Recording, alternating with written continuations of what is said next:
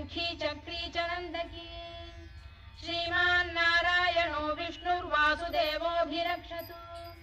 वनमाली गरीशाङ्गी शंखी चक्री च नंदकी श्रीमान्नारायणो विष्णुर्वासुदेवोऽभिरक्षतु इतीदं कीर्तनीयस्य केशवस्य महात्मनः नाम्नां सहस्रं दिव्यानामशेषेण प्रकीर्तितम् य इदं शृणुयात् नित्यं यश्चापि परिकीर्तयेत् नाशुभं प्राप्नुयात् किञ्चित् सोमुत्रेह च मानवः वेदान्तगो ब्राह्मणः स्यात् क्षत्रियो विजयी भवेत् वैश्यो धनसमृद्धः स्यात् शूद्रः सुखमवाप्नुयात् धर्मार्थी प्राप्नुयात् धर्ममर्थार्थी चार्थमाप्नुयात् कामानवाप्नुयात् कामी प्रजार्थी चाप्नुयात् प्रजाम्